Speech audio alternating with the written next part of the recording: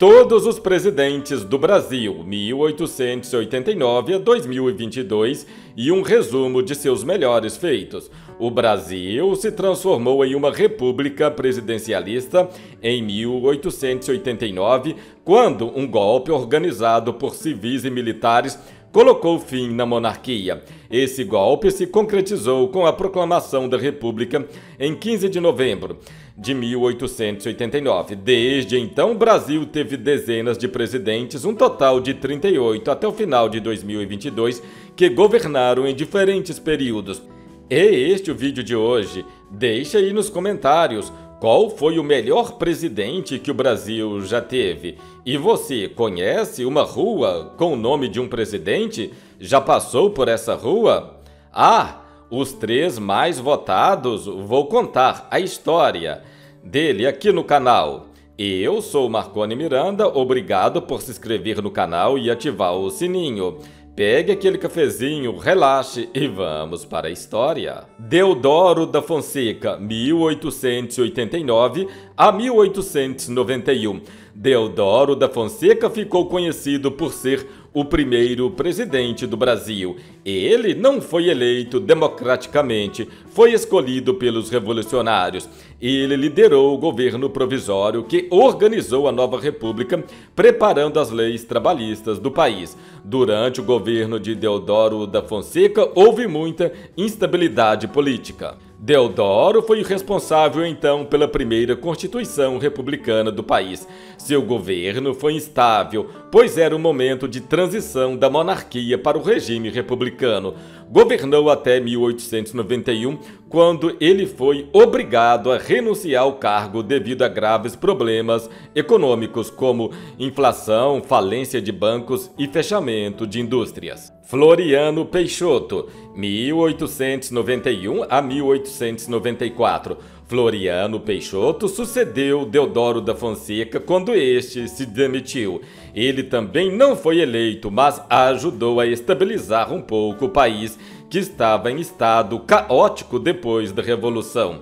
Conhecido como Marechal de Ferro, junto com Deodoro da Fonseca, governou no período chamado República da Espada, pois os dois eram militares. Reprimiu revoltas populares que exigiam novas eleições, pois ele assumiu o cargo por ser vice-presidente de Deodoro, sem eleições diretas. Apesar disso, conseguiu reduzir em parte dos impostos, aluguéis e produtos, o que melhorou um pouco a vida da população. Enfrentou a insatisfação da elite cafeeira e revoltas como a Revolução Federalista e a Revolta Armada. Prudente Moraes, 1894 a 1898.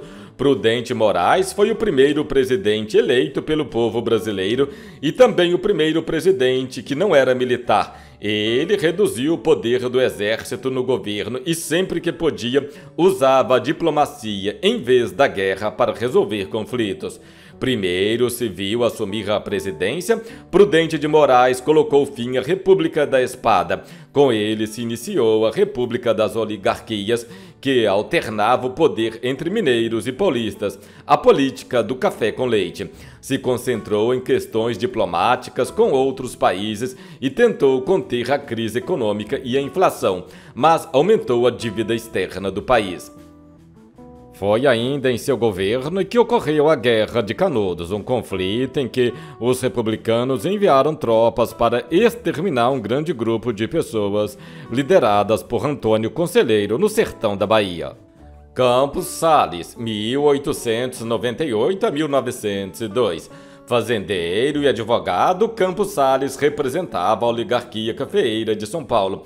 Assumiu o poder em 1898 em meio a uma enorme crise econômica, dívida externa e redução dos preços do café para exportação. Por isso, Sales adotou medidas para conter a crise, aumentando impostos e cancelando obras públicas, o que afetou fortemente os setores pobres do país. O foco principal deste presidente era a estabilidade. Ele então negociou com os bancos ingleses para mudar o pagamento da grande dívida externa do Brasil. Também fez outros esforços para tirar o país da crise econômica. Rodrigues Alves, 1902 a 1906. Rodrigues Alves enfrentou algumas revoltas, mas teve bastante sucesso como presidente. Organizou grandes obras na cidade do Rio de Janeiro e desfrutou de uma economia forte. Foi durante o seu mandato que o Acre se tornou parte do Brasil. Primeiro presidente eleito do século XX no Brasil, foi também pertencente à elite cafeeira paulista. Em seu mandato, teve destaque a reurbanização, políticas de saneamento básico e modernização.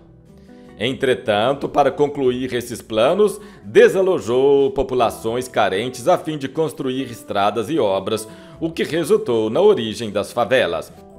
Ele foi também o responsável, com o apoio do médico Oswaldo Cruz, pela lei da vacinação obrigatória que, imposta sem uma prévia conscientização da população, gerou a revolta da vacina em 1904. Afonso Pena, 1906 a 1909. Afonso Pena organizou a construção de vários caminhos de ferro que facilitaram o transporte dentro do país. Também apoiou a povoação do país com a ajuda da imigração. Afonso Pena continuou a estratégia de Rodrigues Alves de investir em saneamento básico e urbanização. Em seu governo, aumentou a linha ferroviária do Brasil e desenvolveu a economia, mas também contraiu mais dívidas externas. Foi ainda incentivador da vinda de imigrantes, pois, com a abolição da escravatura de 89, o país precisava de mão de obra. Esses trabalhadores viviam em condições parecidas com a escravidão. Na verdade, tinha muitos negros dispostos a trabalhar, mas os empresários não aceitavam pagarem para esses negros trabalharem. Nilo Peçanha, 1909 a 1910. Nilo Peçanha assumiu a presidência quando Afonso Pena morreu. Seu governo foi curto e marcado por instabilidade política, mas ele ainda conseguiu criar o Serviço de Proteção aos Índios, antecessor da FUNAI. Com a morte de Afonso Pena, seu vice Nilo Peçanha então assumiu a presidência, permanecendo no cargo por apenas 1 ano e meio. Apesar de pouco tempo no poder, conseguiu realizar feitos que se destacaram. Foi o primeiro presidente afrodescendente e criou em 1910 o Serviço então de Proteção ao Índio, que mais tarde originou a FUNAI. Ele também estimulou o ensino técnico no país, tanto que hoje é o patrono da educação técnica profissionalizante. Além disso, criou o Ministério da Agricultura, Comércio e Indústria. Hermes da Fonseca, 1910 a 1914. O governo de Hermes da Fonseca foi marcado por várias revoltas civis e militares. Ele também enfrentou problemas econômicos e teve de renegociar a dívida externa. O militar gaúcho Hermes da Fonseca assumiu o poder em 1910. Ele era sobrinho do primeiro presidente do Brasil, Marechal Deodoro da Fonseca. O país já passava por uma crise na política do café com leite. Também havia uma enorme insatisfação dos mineiros, indignados com o tratamento que recebiam nos navios.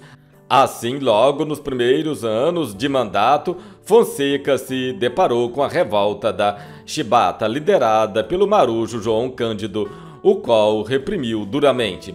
Anos depois, em 1912, estourou a Guerra do Contestado no sul do país, que também foi sufocada pelos republicanos.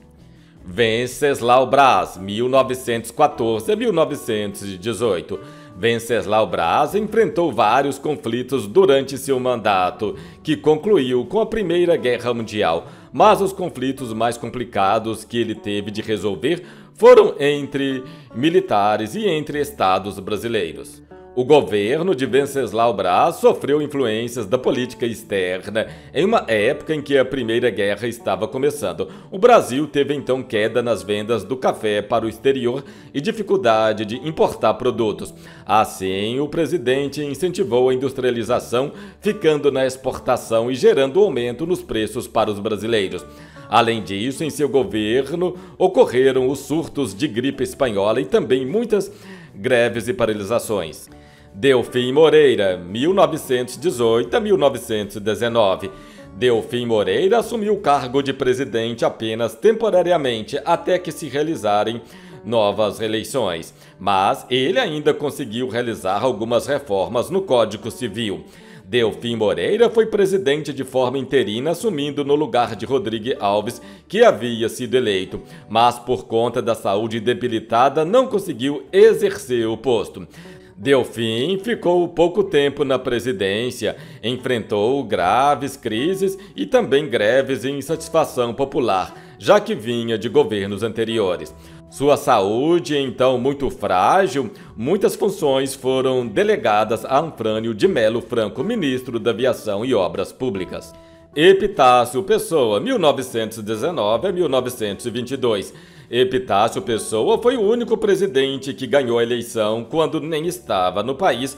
Quando as eleições para presidente ocorreram, ele estava na França participando do Tratado de Versalhes quando terminou a Primeira Guerra Mundial.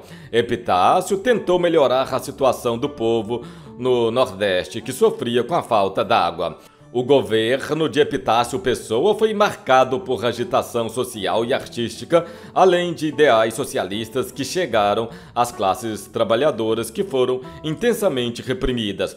Fatos marcantes foram também construções para tentar combater a seca do Nordeste e a construção de linhas ferroviárias, além da criação da Universidade do Rio de Janeiro e a inauguração da primeira estação de rádio.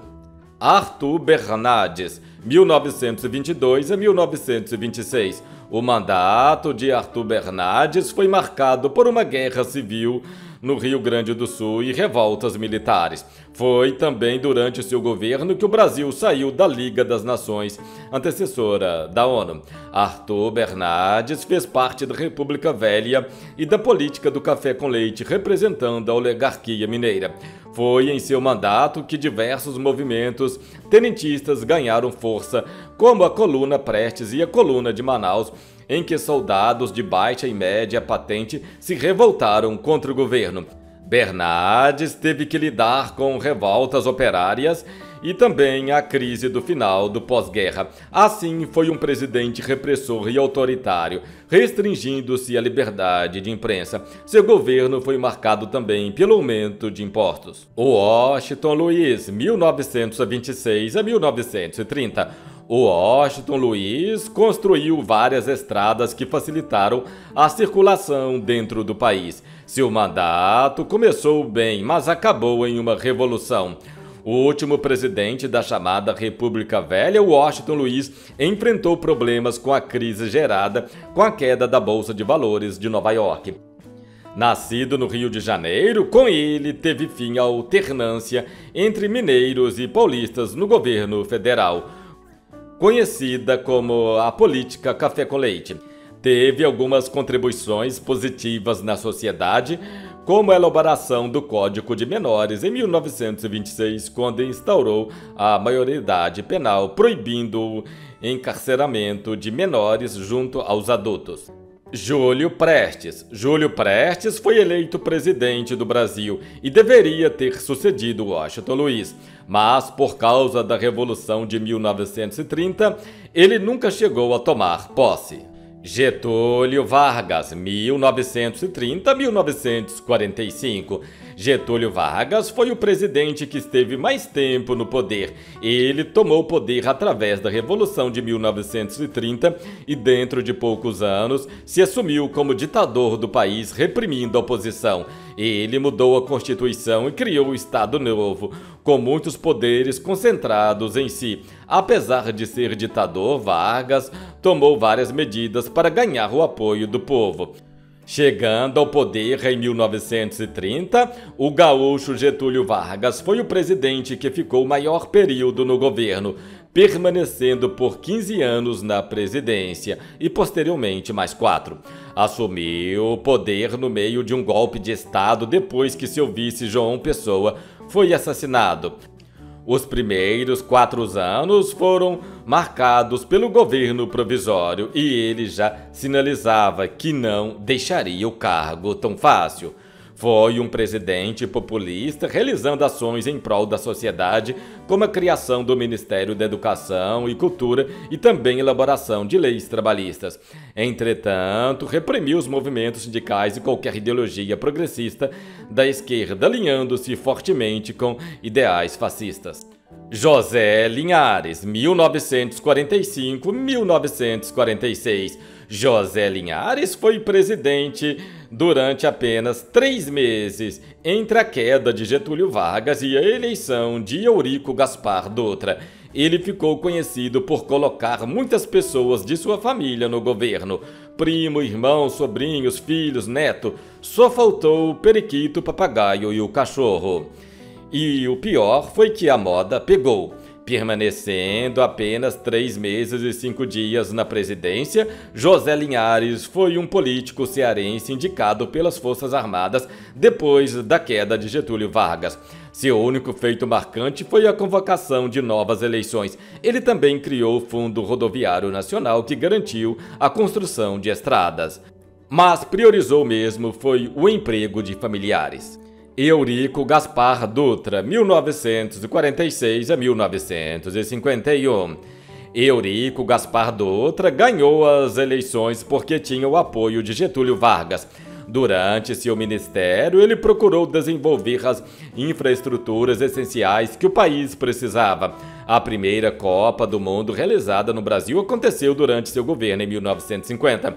Assim como no período de Getúlio Vargas, o governo de Eurico Gaspar Dutra também foi marcado pela perseguição ao comunismo. Ele também instituiu uma nova Constituição, na qual a pena de morte foi proibida no país. Existia pena de morte no Brasil? Vou pesquisar sobre este assunto e farei o vídeo. Foi ele também o responsável pela proibição do Partido Comunista, PCB, que passou a atuar na clandestinidade. Esse foi também o momento de maior proximidade com a política externa dos Estados Unidos, tanto em termos econômicos como culturais. Getúlio Vargas, 1951-1954. Getúlio Vargas não quis largar o poder mesmo. Apesar de ter sido ditador, Getúlio Vargas era muito popular e conseguiu ser eleito. Apesar de ganhar democraticamente, seu governo foi marcado por muita controvérsia e muita pressão para se demitir. Nesse novo momento democrático, Getúlio enfrentou forte crise econômica e tensão na sociedade. Seu projeto foi voltado para o nacionalismo, como a construção da Eletrobras e da Petrobras. Devido a uma forte pressão e pedidos de renúncia por parte da oposição, Getúlio tirou a própria vida em 24 de agosto de 54. Café Filho, 1954 e 1955. Café Filho tinha sido presidente e sucedeu Getúlio Vargas até a realização de novas eleições. Seu governo não durou muito porque ficou doente e teve de ser afastado. Após a morte de Getúlio, Café Filho assumiu a presidência em um governo transitório e ficou apenas 1 ano. Ele prometeu cumprir os compromissos de seu antecessor, mas quase não conseguiu governar. Foi um momento de grande inflação e crise contida com redução de gastos públicos. Carlos Luz, 1955. Carlos Luz foi o presidente que durou menos tempo no governo, 3 dias. Ele foi forçado a deixar o posto por suspeita de não querer entregar o governo ao novo presidente eleito, Kubitschek. Carlos Luz entrou para a história do Brasil como presidente com menor tempo de mandato, apenas 3 dias. E isto porque Carlos Luz dava sinais de que daria um golpe, não permitindo que Juscelino Kubitschek assumisse. Assim, o ministro da Guerra, General Lott, impede os planos de Carlos Luz e dá um golpe, no que ficou conhecido como 11 de novembro. Nereu Ramos, 1955 a 1956. Nereu Ramos foi presidente durante menos de 3 meses, até a tomada da posse de Juscelino Kubitschek. Seu governo curto foi marcado pelo caos que ainda se sentia por causa do suicídio de Vargas. Por 2 meses e 20 dias, tivemos o advogado Nereu Ramos ocupando a cadeira de presidente apenas para aguardar o novo mandatário eleito, Juscelino Kubitschek, ocupasse então o cargo. Juscelino Kubitschek, 1956 a 1961. JK apostou muito no fortalecimento da economia do Brasil. Ele fez muitos investimentos, mas também acumulou muitas dívidas. Mas o maior feito do governo de JK foi a construção de Brasília. O lema de seu governo era 50 anos de desenvolvimento em 5, que prometia modernizar e urbanizar o país. Foi então, nos anos de JK, que Brasília, a nova capital do Brasil, foi construída. Além disso, o Produto Interno Bruto PIB também teve um aumento significativo. No entanto, o presidente acabou aumentando a dívida do Brasil e, posteriormente, gerou uma crise no outro governo. Jânio Quadros, 1961.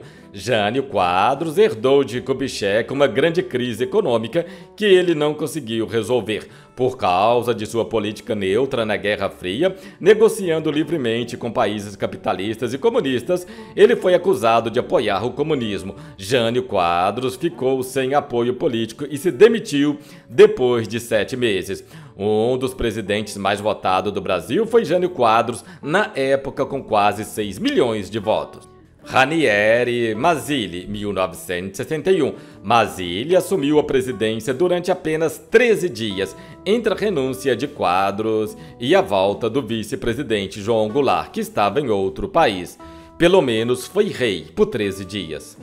Ao voltar de viagem, João Goulart, também chamado de Jango, assumiu a presidência. Seu governo teve apoio de classes populares, sindicatos e operários. Em contrapartida, os militares e a UDN, União Democrática Nacional, se colocaram como oposição, dizendo se tratar de um político comunista. Ele tentou colocar em prática sua ideia de distribuição de renda, reforma agrária, reforma educacional, urbana e eleitoral. Seus planos, então, de reforma do país não foram bem acolhidos e ele foi acusado de criar um regime comunista no Brasil. Em 1964, os militares tomaram o poder e João Goulart fugiu, abandonando a presidência. Ranieri Mazzilli, 1964. Mais uma vez, Mazzilli assumiu a presidência por 13 dias, enquanto o regime militar escolhia um novo presidente. Foi novamente rei por 13 dias. Humberto Castelo Branco, 1964 a 1967. O governo de Castelo Branco marcou o início do regime militar no Brasil, que durou até 1985.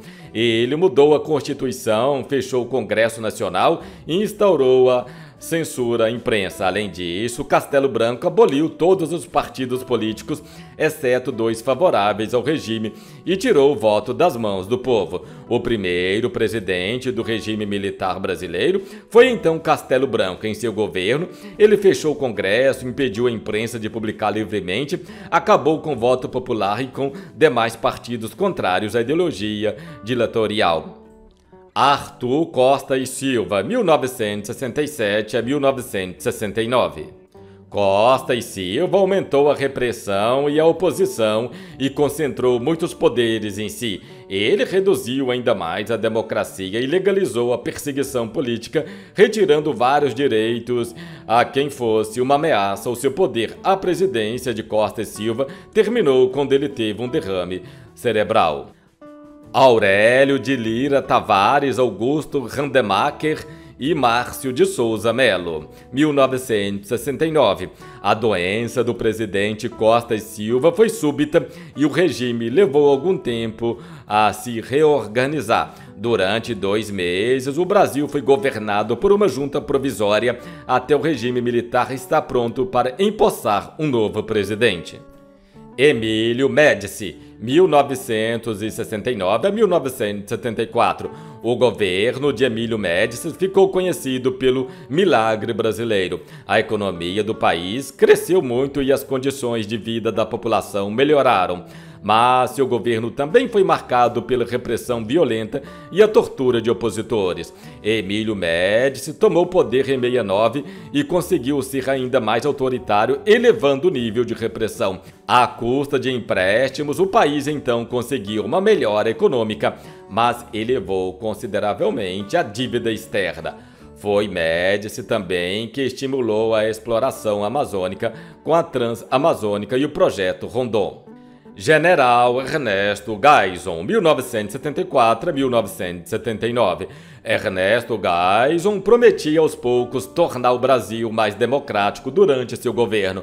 Mas, apesar disso, ele continuou a reprimir a oposição e a tortura de presos políticos, o que gerou muito escândalo. Suas políticas evitaram o colapso da economia brasileira, mas deixaram o país com grandes dívidas. Ernesto Geisel foi o militar do Partido Arena, eleito indiretamente em 74.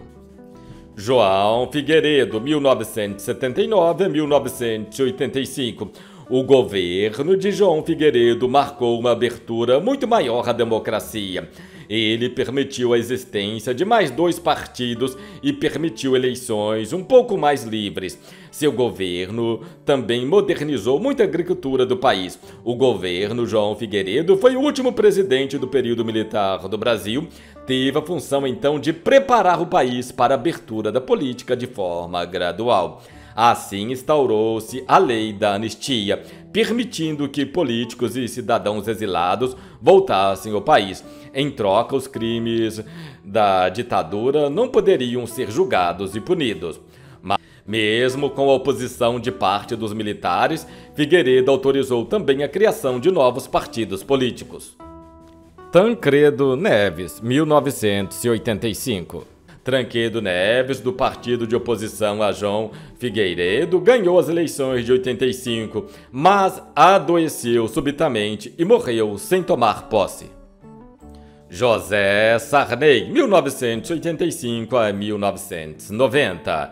José Sarney, o vice-presidente de Tancredo Neves, tomou posse e governou em seu lugar. Ele restabeleceu a democracia, aprovando uma nova Constituição, realizando eleições diretas e acabando com a repressão política. Mas na economia, a inflação ficou descontrolada. José Sarney foi o primeiro civil a alcançar o cargo de presidente depois do regime militar. Entretanto, mesmo com a campanha pelas diretas já, sua eleição foi indireta. Na verdade, então, Sarney era vice de Tancredo Neves, que apresentou complicações de saúde e não pôde assumir, falecendo em abril de 85. Fernando Collor de Mello, 1990 a 1992. Collor foi o presidente mais jovem do Brasil e o primeiro presidente eleito por eleições diretas em 40 anos. Seu governo foi marcado por políticas econômicas controversas que não conseguiram travar a inflação descontrolada. Em 1992, ele renunciou ao mandato após ser afastado da presidência por um processo de impeachment por envolvimento em corrupção. Itamar Franco, 1992 a 1995. Sendo vice-presidente, Itamar Franco assumiu a presidência quando Collor foi afastado. Depois de algumas tentativas falhadas para restaurar a economia, ele criou então o Plano Real, que foi articulado pelo então ministro da Fazenda, que viria a se tornar o próximo presidente da República, Fernando Henrique Cardoso. O Plano Real resolveu a crise da inflação que atormentava as famílias brasileiras há uns bons anos. Por ser vice de Fernando Collor, Itamar Franco assumiu a presidência em 92, herdando um país mergulhado em problemas com o desemprego e a inflação. Fernando Henrique Cardoso, 1995 a 2003. Fernando Henrique Cardoso foi o primeiro presidente a servir por 2 mandatos seguidos. Ele assumiu a presidência impulsionando pelo seu desempenho como ministro de Itamar e pelo sucesso do Plano Real. O governo de FHC ficou marcado, sobretudo, pela adoção de uma política neoliberal na economia, com privatizações de estatais e continuação do combate à inflação e a manutenção de estabilidade econômica. Um fato marcante de seu primeiro mandato foi a aprovação de uma emenda constitucional que instituiu as reeleições de prefeitos, governadores e presidente. Luiz Inácio Lula da Silva, 2003 a 2011. Lula foi o primeiro presidente de esquerda da história do Brasil. Foi o mandatário mais bem avaliado após a redemocratização. Sua popularidade, adquirida já no primeiro mandato, impulsionou sua reeleição em 2006 e a eleição de sua sucessora e então ministra Dilma Rousseff. Seus dois governos foram marcados pelo elevado crescimento econômico, pelo combate à pobreza e à desigualdade social e pela manutenção da estabilidade da economia. A principal crise de seu governo foi o esquema de compra de apoio político no Congresso, conhecido como Mensalão. Dilma Rousseff. Dilma Rousseff foi a primeira mulher a se tornar presidente ou presidenta do Brasil. Foi eleita em 2014, sendo destituída do cargo por um processo de impeachment em 2016. Ela deu prosseguimento às políticas sociais que marcaram o governo de Lula. No entanto, quando o país entrou numa grande crise econômica, rapidamente perdeu popularidade. Seu governo organizou a Copa do Mundo de 2014 e as Olimpíadas de 2016. Reeleita então em 2014, Dilma iniciou seu segundo mandato. Entretanto, acusada de cometer crime de responsabilidade fiscal, sofreu um processo de impeachment que culminou em sua saída em 2016. Michel Temer, 2016 a 2019. Com a saída de Dilma Rousseff do poder, quem assumiu foi seu vice, Michel Temer. Como presidente interino, ficou na presidência por 2 anos. Durante esse período, realizou algumas ações no sentido de reformar leis, se constituindo um governo reformista. Jair Messias Bolsonaro, 2019 a 2022. Foi eleito com 57,7 milhões de votos, com uma campanha focada sobretudo nas redes sociais. Em 2019, no primeiro ano de mandato do governo Bolsonaro, o PIB brasileiro cresceu 1,2%, seguindo por uma queda de 3,9% em 2020, principalmente em razão dos impactos da gripe chinesa. Em 2021, a economia retornou o crescimento com aumento de 4,6% do BIP. Durante o governo de Bolsonaro, o país desenvolveu em muitos setores, como economia, segurança, trabalho e também a redução da corrupção. No seu governo, 238 funcionários corruptos foram expulsos em apenas um ano. Foram também cortados 3,3 bilhões de gastos que estavam sendo direcionados para uso em atividades ilícitas. Bolsonaro enfrentou um dos piores momentos da história para comandar o país. Mesmo assim, seu governo teve grande aceitação por grande parte do público. Este foi o vídeo de hoje. Deixe aí nos comentários, na sua opinião, quem foi o melhor presidente do Brasil? Comente aí. Os mais votados terão a história deles contadas aqui no canal. E não esqueça, comente aí, você conhece alguma rua com o nome de um presidente? Já passou por essa rua? Mora nessa rua? Até o próximo vídeo, obrigado por se inscrever no canal e ativar o sininho. Estou indo embora, mas você já sabe, eu voltarei.